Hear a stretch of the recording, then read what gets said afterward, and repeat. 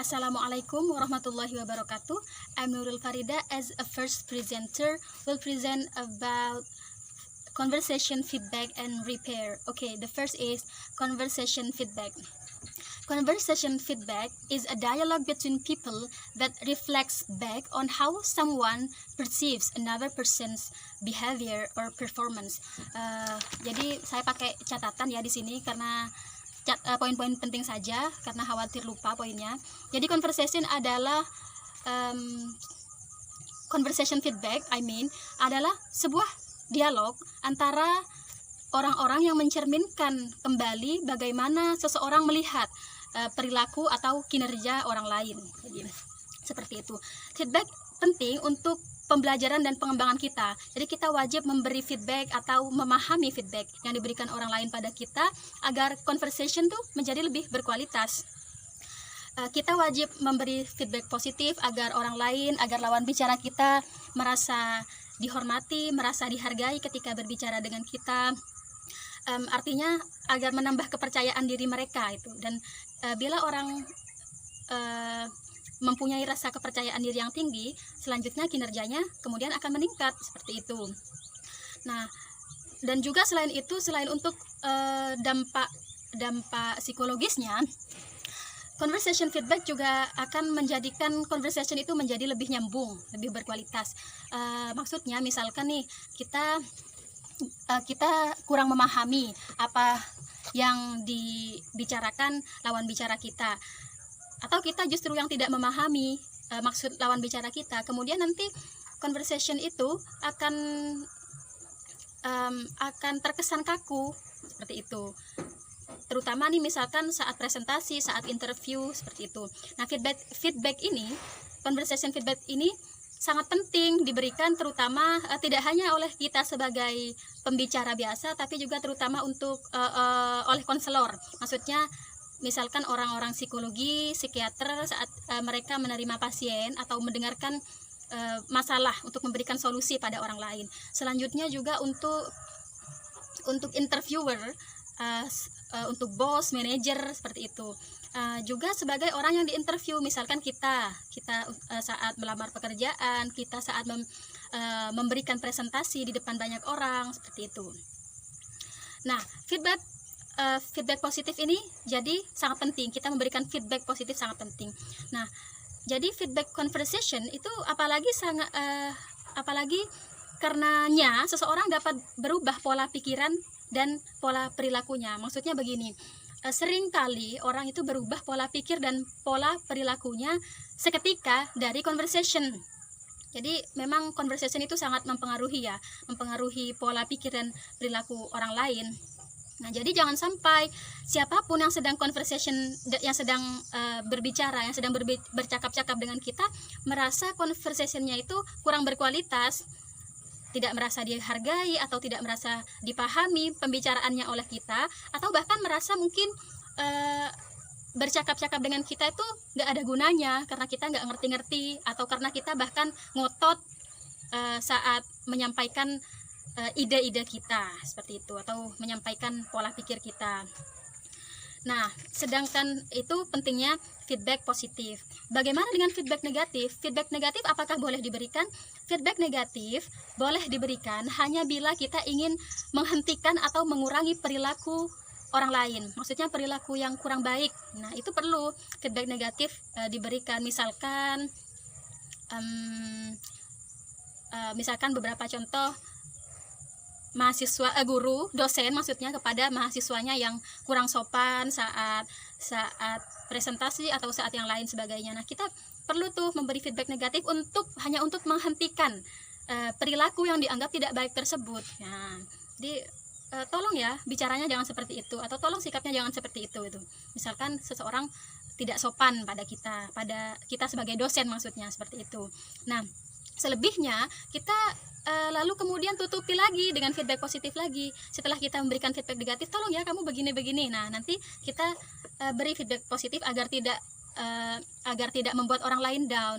Nah, jadi itu nanti selanjutnya diberi feedback positif dengan cara misalkan yang lebih lembut lagi. Nah, tadi itu saya seperti itu karena karena sikap Anda kurang sopan. Nah, misalkan seperti itu ya.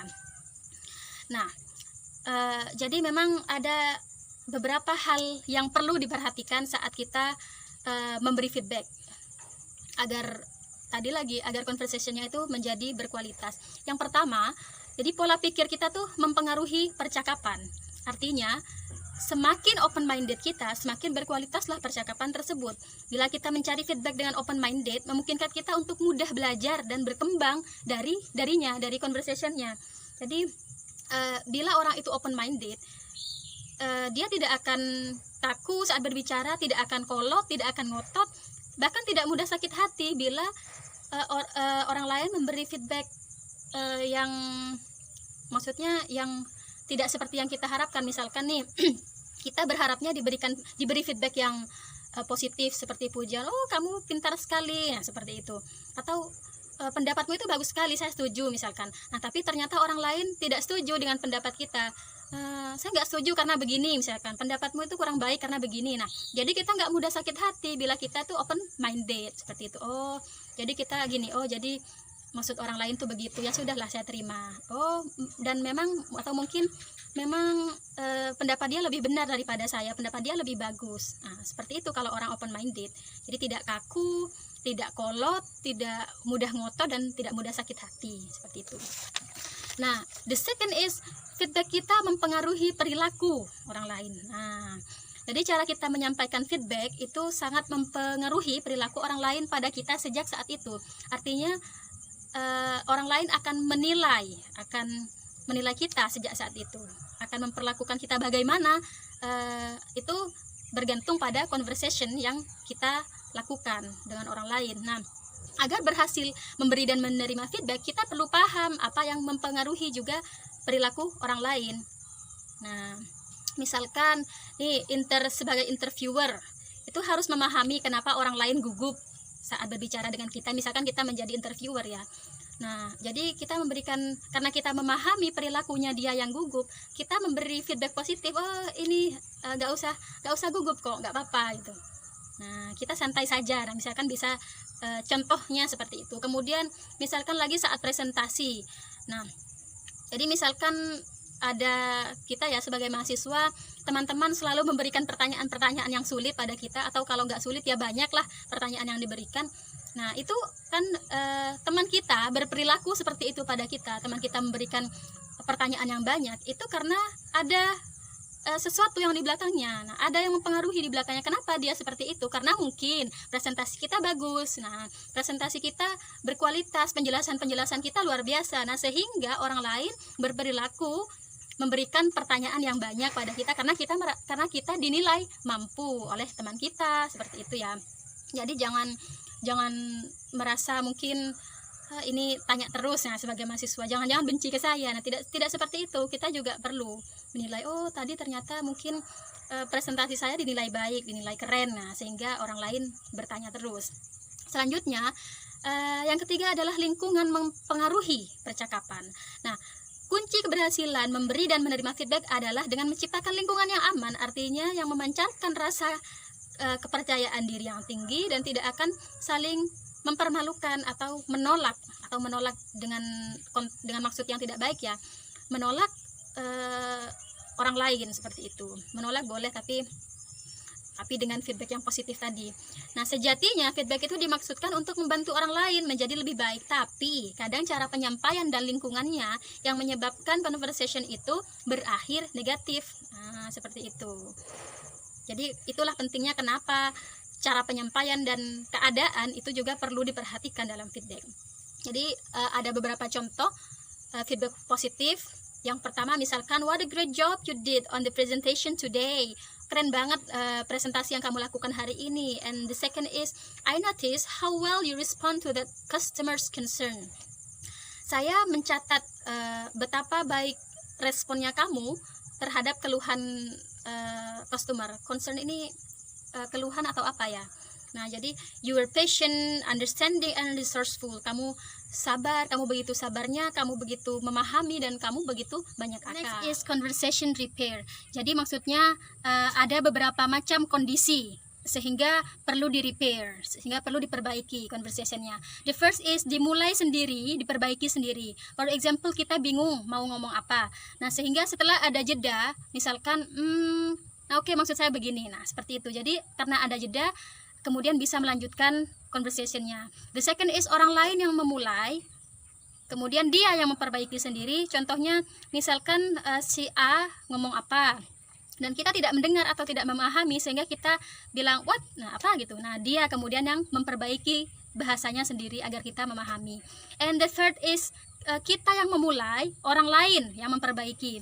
For example, kita bicara tapi kita sulit menemukan kata yang benar. Misalkan gini, saya itu jadi ragu ke itu, jadi apa ya, itu istilah akademisnya misalkan, saya bilang gitu. Kemudian teman saya yang menjawab, skeptis tah, seperti itu. Oh iya ya, skeptis istilahnya gitu. And the last is orang lain yang memulai, orang lain yang memperbaiki. Maksudnya bisa jadi saya yang memulai, bisa jadi teman saya yang memulai, kemudian saling memperbaiki gitu. Nah, misalkan for example, salah satu diantaranya menyampaikan fakta yang keliru. Misalkan gini, corona ini dimulai dari bulan Januari, misalkan. Terus yang lainnya menjawab, oh bukan dimulai dari Januari, Desember. Nah, seperti itu. That's for about my explanation. Thank you. Okay, Assalamualaikum warahmatullahi wabarakatuh. I'm Yusuf, and I'm the each group, and I wanna explain about gender in conversation. What is gender in conversation? Nah, di sini saya akan menjelaskan tentang kedudukan perempuan berdasarkan konversasi ya. Nah, kedudukan di sini perempuan dan perannya memang selalu mengundang kontroversi, terutama di era yang menjunjung tinggi persamaan antara hak wanita dengan pria.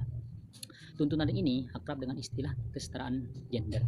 Jika membahas mengenai gender dan peran sosialnya di Indonesia ya, maka hal ini tidak terlepas dari budaya atau kultur yang kental akan budaya di Indonesia ini.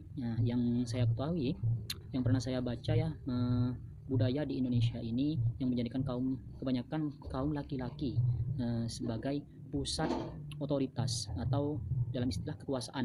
Kedudukan laki-laki ini lebih tinggi biasanya, kebiasaan ini lebih tinggi dari perempuan. Laki-laki sebagai pusat otoritas kekuasaan ya, dalam mengambil keputusan yang di dalamnya terdapat kaum perempuan yang terlibat, seperti dalam keluarga atau organisasi lainnya ya. Laki-laki biasanya identik sebagai ketua atau penanggung jawab. Yang pernah saya baca pada zaman dulu, pernah saya baca di searching ya, hal ini memang dipegang teguh oleh semua orang, dan mereka yakin bahwa pria memang bertanggung jawab penuh sebagai seorang pemimpin. Dengan begitu besarnya porsi laki-laki dalam hal bertanggung jawab, membuat laki-laki memiliki pengaruh yang kuat dan mutlak dalam keluarga. Contoh ya, misalnya jika kepala keluarga sudah mengatakan sesuatu atau hal, maka seluruh anggota keluarga itu menyetujui. Hal ini juga berlaku dalam hal pengambilan keputusan akan masalah yang terjadi dalam keluarga ya. Tradisi inilah yang membuat peran perempuan tenggelam dalam berpikir atau berkembang. Perempuan cenderung kebanyakan pasrah dan menerima akan keputusan apapun yang diambil, meski tidak mengorbankan kepentingannya ya. Dan hal ini tentu berakibat kemampuan perempuan dalam berpikir kritis ini semakin tumpul. Ruang geraknya perempuan terbatas hanya di rumah tangga saja. Tentu saja hal ini kelak membuat sekelompok perempuan akan jenuh dan memberontak. Demikian pula diskriminasi terhadap perempuan adalah istilah yang layak digunakan untuk mendefinisikan dampaknya. Dan kesetaraan gender ini adalah istilah yang mewakili aspirasi yang disuarakan oleh sekelompok perempuan yang merasa terkekang akan tradisi dan budaya yang sudah kuat terbangun selama ini ya.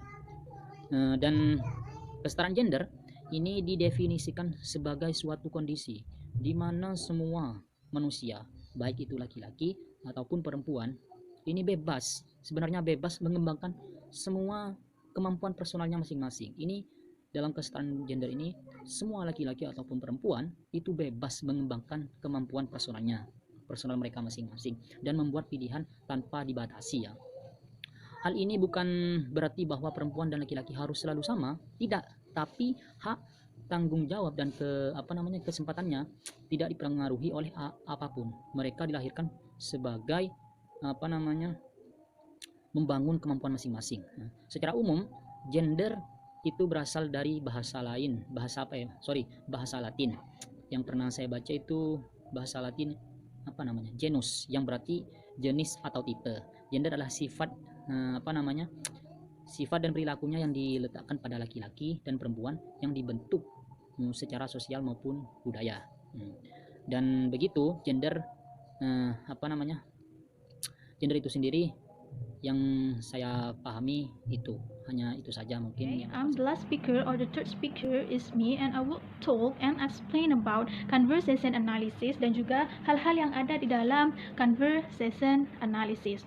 Di dalam conversation analysis itu ada beberapa jenis di dalam conversation analysis apa yang perlu kita perhatikan. Nah, sebelum saya menjelaskan hal-hal yang ada di dalam conversation analysis, saya akan memaparkan apa itu conversation analysis. Conversation analysis is approach to study of social interaction, embracing both verbal and non-verbal conduct in situationary of everyday life. Jadi pendekatan untuk mempelajari interaksi sosial, baik perilaku secara verbal ataupun non-verbal dalam situasi kehidupan sehari-hari, itu adalah conversation analysis, baik itu dalam written, conversation dalam written ataupun conversation dalam speaking.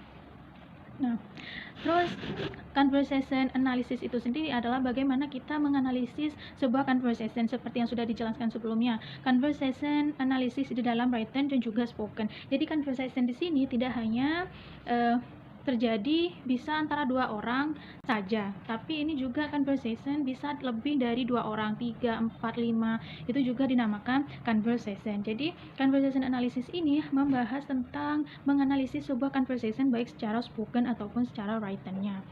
Nah, di dalam conversation analysis itu ada 3. Yang pertama ada turn taking, yang kedua ada completion point, dan yang terakhir itu ada overlapping speech. Yang pertama, turn taking. Turn taking is a type of organization in conversation and discourse where participants speak one at a time and alternatively turns. It involves process for constructing contribution, responding to previous comment, and transitioning to a different speaker using a variety of linguistic and non-linguistic. Nah, jadi dari penjelasan di atas, turn taking adalah bagaimana pengambilan giliran untuk berbicara di dalam sebuah speaking. Di dalam sebuah conversation, jika conversationnya hanya dilakukan 2 orang, itu akan jauh lebih mudah untuk mengambil turn taking. Jika speaker 1 selesai, otomatis speaker 2 akan menanggapi apa yang speaker 1 ucapkan, seperti itu. Tapi jika di dalam sebuah conversation itu melebihi dari 2, 3, atau bahkan 5, itu akan ada polemik di antara turn taking. Siapa yang harus menjawab dari speaker 1, apakah speaker 2, apakah speaker 4, dan juga begitu seterusnya. Jika speaker 3 berbicara, apakah speaker 1 boleh berbicara lagi ataukah menunggu speaker lainnya untuk menjawab dari pernyataan speaker 3. Nah, dan juga sering disebutkan bahwa gender dan turn taking ini berhubungan dengan erat. Nah, hubungan antara gender dan turn taking, pengambilan giliran ini, disebutkan bahwa banyak perempuan dianggap tidak bisa mendominasi di dalam sebuah percakapan. Nah, di dalam sebuah percakapan itu dianggap seorang laki-laki itu sering melakukan turn taking, melakukan pengambilan giliran. Misalkan di dalam sebuah conversation ada 4 orang, ada 4 speaker di dalam sebuah conversation. Nah, 2 orang perempuan dan juga 2 orang laki-laki. Nah, ini disebutkan bahwa kedua orang laki-laki ini lebih sering mengambil turn taking atau mengambil giliran untuk berbicara. Padahal pada kenyataannya perempuan disebutkan lebih banyak berbicara, lebih banyak ngomong, lebih banyak mengeluarkan kata-kata dibandingkan seorang laki-laki. Itu karena seorang laki-laki disebutkan bisa mendominasi di dalam sebuah conversation meskipun mereka hanya berbicara sedikit. itu ya hubungan antara gender dan juga turn taking atau pengambilan giliran. Nah, yang kedua ada complacent point atau titik penyelesaian conversation. Complacent point adalah the end of the turn, usually marked by a pause of the end of a phrase or sentence. Nah, complacent point ini berhubungan juga dengan turn taking, pengambilan giliran dalam berbicara di sebuah conversation. Nah, complacent point ini bagaimana speaker satu menyelesaikan ucapannya, menyelesaikan apa yang ingin dia sampaikan. Kemudian ketika speaker satu itu berbicara dan dia sudah stop dengan apa yang dia ucapkan, dan itu speaker 2 apakah langsung menanggapi ataukah masih ada jeda, atau ketika speaker 1 belum selesai berbicara langsung menanggapi, itu juga disebut complacent point. Kapan tempat kita harus berhenti berbicara dan menunggu orang lain untuk menanggapi apa yang kita ucapkan. Makanya itu disebut complacent, berhubungan juga dengan turn taking. Nah, yang terakhir ada overlapping speech. Overlapping speech adalah simultaneous talk by two or more conversational participants. Inspective is status in participant mind is an interruption. Nah, di dalam is when both speaker try to speak in the same time. Nah, jadi overlapping ini adalah ketika ada 2 atau lebih speaker di dalam sebuah conversation, misalkan di dalam sebuah diskusi atau di dalam sebuah percakapan biasa, conversation biasa. Nah, ketika kita berbicara atau melakukan conversation dengan teman kita, otomatis kita ketika speaker 1 itu berbicara, bahkan sebelum selesai berbicara, kita langsung menanggapi si speaker 1 itu jika speaker 1 itu adalah teman atau orang yang dekat dengan kita. Nah, tetapi hal itu menjadi berbeda jika teman yang kita ajak conversation itu adalah bukan orang yang dekat dengan kita, misalkan orang-orang yang perlu kita hormati seperti orang tua, guru, bos kita, dan juga orang-orang yang perlu kita hormati. Nah, jadi overlapping speech ini adalah 2 speaker yang berbicara di dalam satu waktu. Bisa 2 speaker ini berbicara secara bersamaan. Jadi suara yang timbul itu ada 2, suara speaker 1 dan juga suara speaker 2. Tapi juga bisa speaker 1 belum selesai berbicara, tapi speaker 2 sudah mau melanjutkan apa yang dibicarakan oleh speaker 2. Nah, seperti itu. Dan juga jenis dari overlapping speech ini juga ada 2. Yang pertama gender overlapping dan national overlapping. Nah, seperti yang sudah dijelaskan sebelumnya, apa itu gender dan hubungannya dengan conversation, di sini juga gender berhubungan dengan overlap speech di dalam conversation analysis. Nah, di sini di dalam gender overlap, wanita dianggap lebih mampu melakukan overlap dibandingkan laki-laki di dalam sebuah percakapan atau di dalam sebuah conversation. Ini karena wanita lebih bisa mengadakan diskusi dengan banyak orang. Karena wanita bisa berbicara lebih banyak dibandingkan pria, dan juga wanita cenderung bisa melakukan hal-hal atau aktivitas secara bersamaan. Itu yang disebut di dalam gender overlap. Jadi ketika di dalam sebuah conversation, seorang wanita itu dianggap lebih mampu untuk melakukan overlap atau berbicara secara bersamaan. Speaker 1 dan speaker 2 berbicara secara bersamaan, tetapi mereka bisa menangkap apa yang dibicarakan oleh speaker 1. Speaker 1 mengungkapkan apa yang mereka pikirkan. Terus speaker 2 juga melakukan hal itu, melakukan overlap, berbicara secara bersamaan. Di dalam speaker 1 dan speaker 2, perempuan ini mereka berbicara dan juga mendengarkan apa yang teman conversation-nya mereka ucapkan. Mereka bisa berbicara dan juga bisa memahami apa yang diucapkan lawan conversation-nya. Itu yang disebut dengan gender overlap, perbedaan antara pria dan juga wanita. Makanya wanita itu dianggap lebih mampu untuk melakukan overlap atau berbicara secara bersamaan tanpa misunderstanding dengan lawan conversation.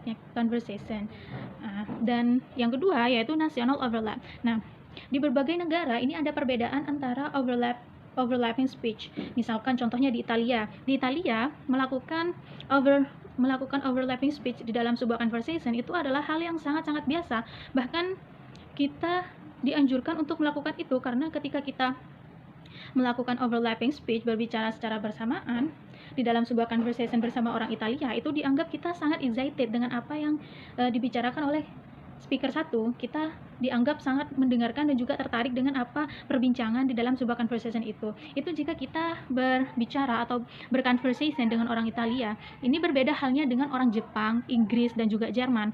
Melakukan overlapping di dalam sebuah conversation itu adalah hal yang dilarang dilakukan karena itu dianggap tidak sopan dan juga tidak menghormati orang yang berbicara dengan kita.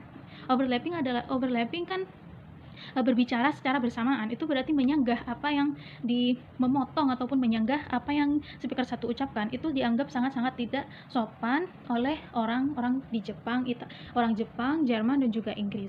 Nah, itu perbedaan di dalam national overlapping. Jadi setiap negara itu memiliki cara berconversation yang berbeda. Seperti Jepang dan juga Italia, itu adalah dua negara yang sangat-sangat berbeda. Di negara Italia melakukan overlapping itu sangat-sangat dianjurkan karena kita dianggap sangat excited dengan isi conversation itu, sedangkan di negara lain seperti Jerman dan juga Jepang itu adalah hal yang sangat-sangat dilarang. Nah, itu adalah conversation analysis dan juga bagian-bagian dari conversation analysis. And I am the last speaker for this video for this group. The last I say, thank you and Assalamualaikum warahmatullahi wabarakatuh. Okay, that's all our explanations about conversation and conversation analysis dan juga aspek-aspek yang ada di dalam conversation dan conversation analysis. From Nurul Farida Yusuf until me, Juwairia, we say thank you and Assalamualaikum warahmatullahi wabarakatuh.